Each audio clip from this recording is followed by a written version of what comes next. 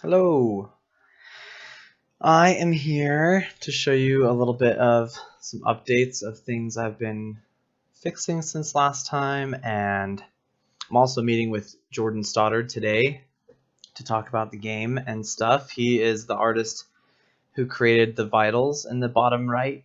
Like I said before, my sister did the concept art, but Jordy is the one who fleshed it out on the computer, and um, he got it all animated in Flash and stuff, and then I was able to bring those graphics from Flash over to Seven Wildz, and that's how the little stomach and stuff down there is filling up is all from how he did it on Flash, and I just kind of used it as I think a bunch of PNGs. I don't remember. I'll have to look at it again. But yeah, so he's going to come meet me today, and we're going to talk about the game. I've also fixed a lot of the inventory stuff. I still don't have the hair working right off the bat because I haven't finished the character creation screen, and a lot of the eyes and stuff can change, but I don't have any of that working quite yet because I haven't finished the rest of the character creation screen. And what will happen when that's done is all the characteristics you change of your character save on that screen, and then those variables are carried over to the lobby where you can meet up with your friends, and then when you log into the world, they'll load again. So you basically have 3 different characters, but it'll feel like you have one, and that's how most games work that have character customization and stuff, is when you go from menu to menu, loading screens and stuff like that, every map that you're on is basically a new rendition of your character in most situations. And so since I don't have the character creation screen done, that's not working right now. So that's why I have to put the helmet on and then take it off, because that just, when the helmet gets taken off, it reloads what hair you used to have there. And so I just trigger that by taking it on and putting it off, or putting it on and taking it off. And that is the variable I was talking about that would be from the character creation screen. And when the map loads, it would do what I just did with the helmet, and then you'd have hair when the map loads in, and then when you put a helmet on, it would hide the hair like it does, which is basically destroying that hair, and then when I take it back off, it creates the hair again. So every time you have hair, you're basically getting a new set of hair, but it will feel like the same. Hope that doesn't break your immersion if you're a fan watching and you play the game one day, but yeah, that's just mechanics of how I'm doing it in the engine. I also have so yeah, I fixed this stuff, and I'll just put some things on while I run around so I'm not naked. I've also done some spline stuff, so I'm going to have fences and things now. This is just a really quick one I made in Blender. My little fence post is like so low poly, it's ridiculous. But yeah, so I've got some splines. I'm also going to do the castle walls and a whole bunch of things I'm going to use splines for, as long as it doesn't get too heavy on the game. But I think it won't, especially with low poly models. I think it'll be fine. And I'll do roads this way and rivers. Maybe I will have to research that more. And I'll also be doing, just a whole bunch of stuff that is a long snaky kind of thing that runs through the world. So I could even do rocks and stuff this way or whatever. And so I've got that going now. And like I said, I fixed a lot of the inventory stuff. You guys might have seen the GIFs of these items that I've been working on, and these were just static meshes, and the collision wasn't working very well. It works now, but it's such sharp collision because I'm making it for the combat engine that like when I step on them, it bugs out. Woo! Look at it go. Wow. So this version of the model won't really be in the world, so you won't be bugging out when you're trying to pick up items and stuff. These weapons, collision and everything is so that when you're locked onto a target and you swing at it, if the collision of your weapon actually hits it, then you get a hit. And vice versa, if it blocks with the collision of its weapon, then it will block. Sort of how Mordhau works, or I don't know if For Honor does that, but I know that like Mountain Blade Warband does that. I don't want to have it as extensive as those games where you have to have your mouse to the left to swing left and to the right to swing right and block to the left and block to the right. I don't think I'm going to go that heavy in it because I want to keep this game pretty simple so that, you know, whether you want to go farming or fighting or do a job at a local pub and just do a mini game where you serve beer, I want it all to feel pretty fluid. And I feel like if the farming and stuff is pretty simple and just kind of fun, like Stardew or something like that, then the combat's crazy complicated. I feel like it'll kind of break it. I don't know. We'll see how it goes. But right now, it'll probably be a lock-on system, or you can swing freely. And if you do lock on, it'll just face you towards the enemy consistently, you know. But if you swing freely, you can still make hits on it. Kind of like, you know, a lot of games use that system, especially when they're third person. And, but actually hitting the target will be based on the collision. So when you're locked on and you swing at it, it's not just about being locked on. You'll still have to make sure you're close enough and that they're not blocking. And if they are, maybe you can quickly go to the right even though you're locked on and still make a hit. Or I don't know. We'll see how that goes. I haven't made combat stuff yet. But I've fixed the inventory, so now you can pick these up. Maybe I should do one at a time. I haven't made thumbnails for them yet, so they just have the same thumbnail. And I made it a different way than I made these. So the background on these are clear, and on this is black because I don't know. I know how to fix it. It's just I think I did a JPEG or something instead of a PNG. But like it's a placeholder, so I'm not too worried about it. So now you can equip the items I've been making that you've been seeing, which is exciting. I'm fixing the animation. Like my friend Anthony really hates that the little wrists pop out. When I first made this character, it was a girl, and I thought it was kind of cute and dainty that her little wrists popped out when she ran. You're still going to be able to be a girl or a boy, or I'm not really having genders, so you just are that thing based on the features you choose, like hairstyle and stuff. And then I'll just give an option to do like 2 different animation trees. One will be masculine and one will be feminine. And even though there aren't genders, because of the spectrum and all that business, there's still basically 2 main body languages, which is masculine or feminine. And no matter what gender you are, you still probably use one of those. So, you know, pick all your traits to kind of be what you want, and then you'll be able to choose if you want to be dainty or strong man, you know. But right now I'm working on animations right now, and they're even in. See, you can see that I'm working on them right now in Blender, and I'm fixing that. But they're not in the engine yet because I'm working on them. But you can see me pick up the little mace, and it's there, and I can drop it, and it falls on the ground. So, and then when you look at it, this wasn't working before in my last update. Now the text pops up. It's a flanged mace. Or you can do, this is how the halberd looks in the player's hands. And for 2-handed weapons, there's going to be a different running animation than this too. You'll hold it to the side, or maybe you'll prop it up on your shoulder, because it looks funny when you're running and there's an axe going through your face and stuff. Or you'll hold him to the side and run with the sword dragging on the ground, you know, anime style, who knows. But the whole point of this is that it goes from the ground to your inventory, and then from your inventory into your hand, and that it actually pops up and shows in the character's hand. So all those stages are done and working. When I drop them right now, they all face the same direction, just like when I pick them up. So I might do extra stuff so that they just turn into a little physics object and drop and roll around. But the danger of that is how you saw this go flying before.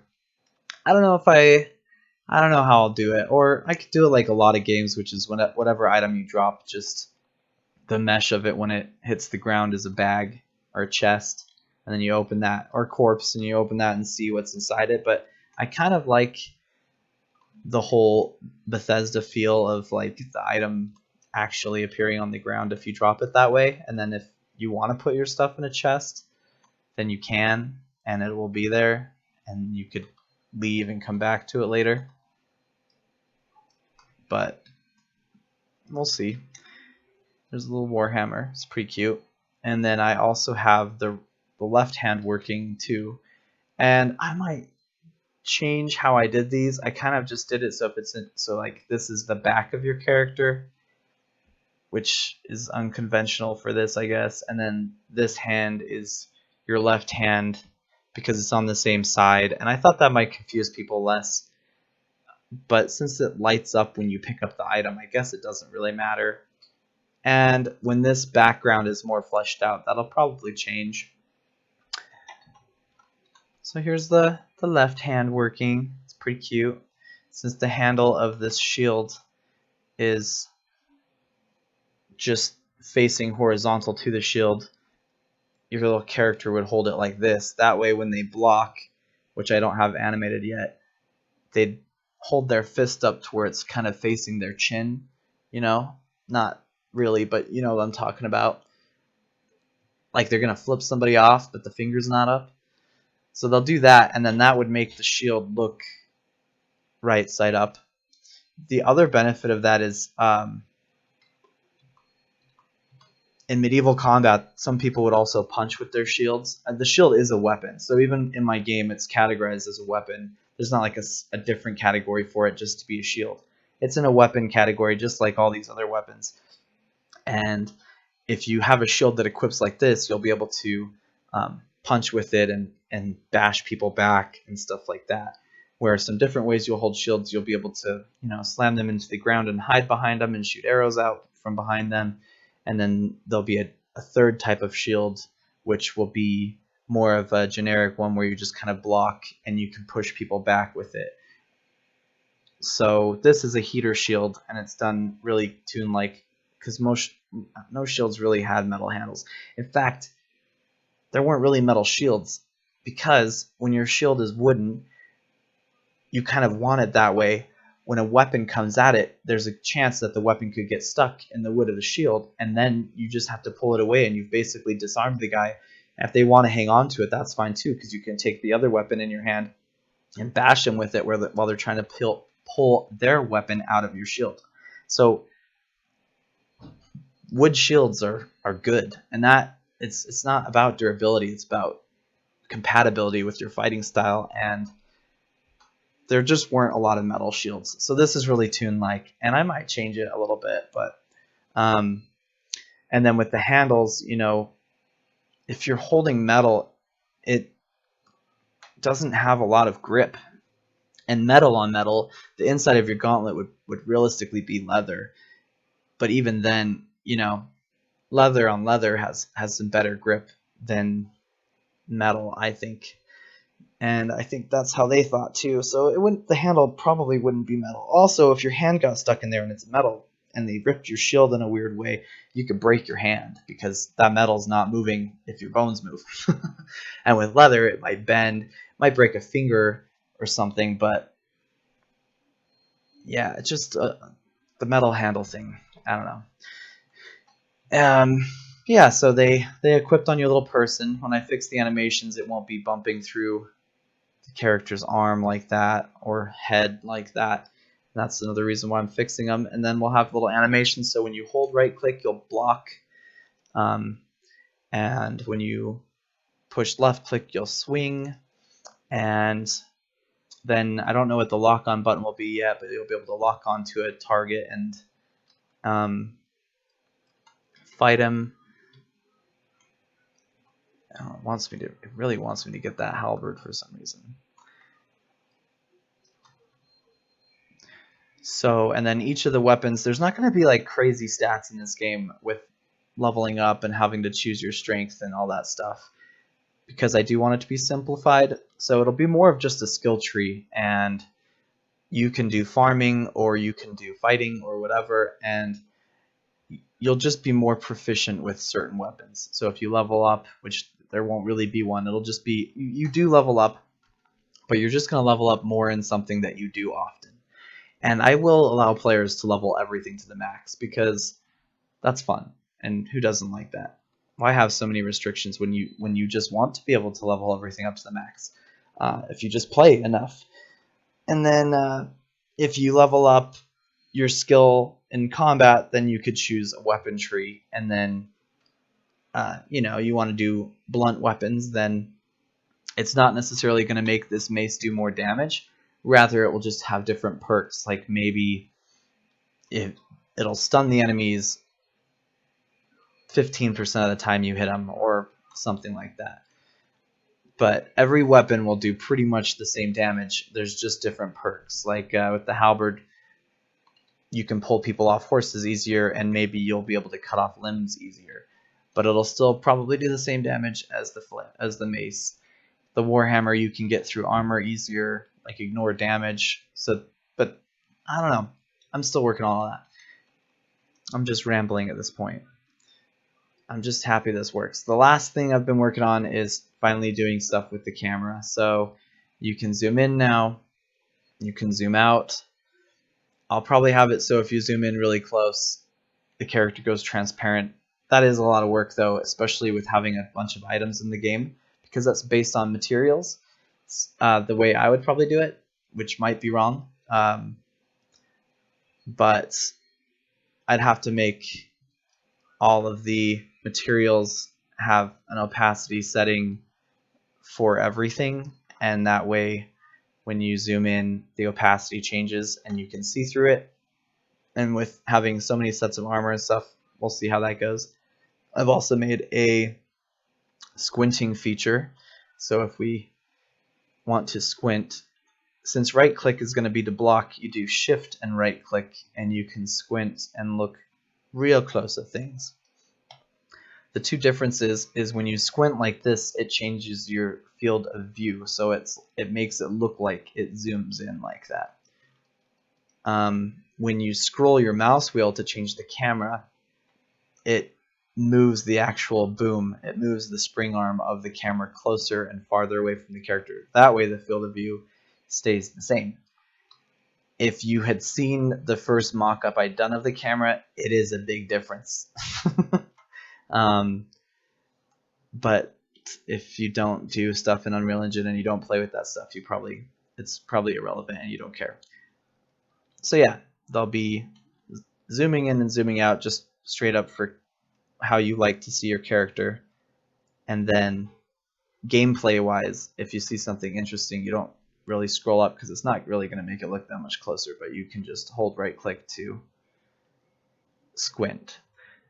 And if you see, I'm holding shift right click to squint, and when I scroll in and out, it's the same view. So you can squint no matter how close you like your default camera to be, and you're going to see the same things other people see.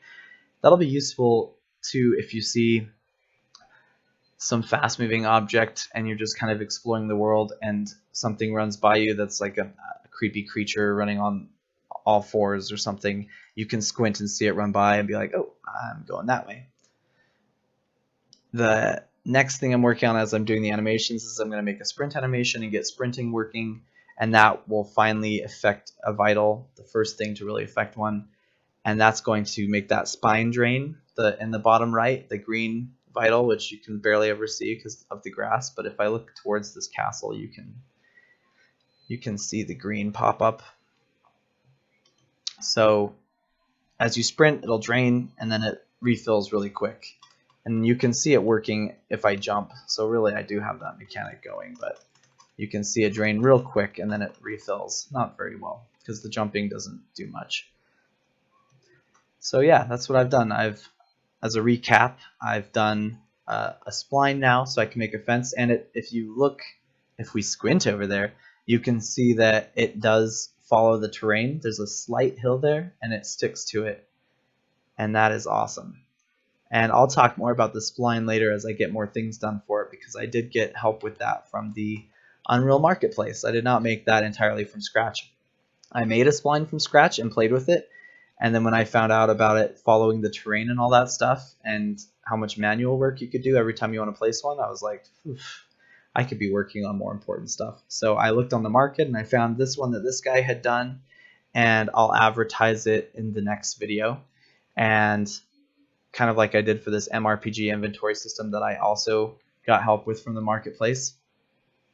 and I'm still working on making it more of my own, but I've already done a lot of work on it. It's not really that much like the original anymore. That was from Tefl. That's what this one was. But yeah, so that's what I've done. The camera, the fence, and equipping weapons. And now I'm animating to do that and add fighting and the rest of the stuff. And then we'll have a pretty good base game, and then I'm just going to move on to content and get some AI going and speech boxes, and you'll start to be able to see storyline stuff, which will be exciting finally. And then these buildings were both tests for size. That's pretty big in comparison to this little keep. I mean, if you put it inside of the keep, that takes up a majority of the first floor. This keep was made first to test one, moving objects like this gate, and the fact that both players or all players in the world see it happen, because you can actually make the gate move for one person and the collision move like for the server, and then the other person wouldn't see it move and would be able to walk through it when it's still there, or it won't be there and then the collision's still there. This gate worked great, so this has been working for a long time. That way I can make gates for the fences now and all that stuff. That was a big part of this keep, was this feature right here. And then the rest of it was just kind of playing around with sizes before I'd really made anything else. And it's a pretty old model, so and then testing out how big furniture would be in it. I just don't like the sizes anymore because I feel like it makes the world seem small. This house is a lot more accurate to sizes, and this is going to be one of the smallest houses in the game, are these little mud huts basically, because that's a lot of what builds these. Is some of these don't even have walls, they're just kind of in the ground because the wall is the hardest part to build, and then roof is less expensive and less time consuming, and that's how their little medieval brains thought about these houses. But yeah, this will be one of the smallest houses in the game. So if this is one of the smallest buildings, and castles are pretty large, and this fits on the whole first floor of that one, it's not happening. I'm making new castles, and that's why I did the spline stuff, so that I can make castle walls pretty easily and have a bunch of different types of castle walls, and I'll take a lot of the work out. But I haven't been posting, so I probably won't be posting some speed art videos this week, or maybe next week, because I'm working on all this stuff. I might do a video of me animating, but that's really tedious, and I haven't animated for a while, so I'm kind of reteaching myself to animate because it's been a minute. So I just don't feel like it'll be that fun to watch, but maybe I'll just record it anyways to see how it looks. Once I start making more fences and all that other stuff, speed art videos are going to be popping out like crazy. So I feel like this was boring enough. What do you guys think? Do you think this was boring enough? I think so, but it's baby steps, you know? So thanks for watching. You guys have a good day, and I always enjoy showing everybody what I'm working on. Thanks, you guys. Much love. SevenWildz out. Oh yeah, there's something else I haven't fixed. That's something I'm gonna do right now. Bye bye.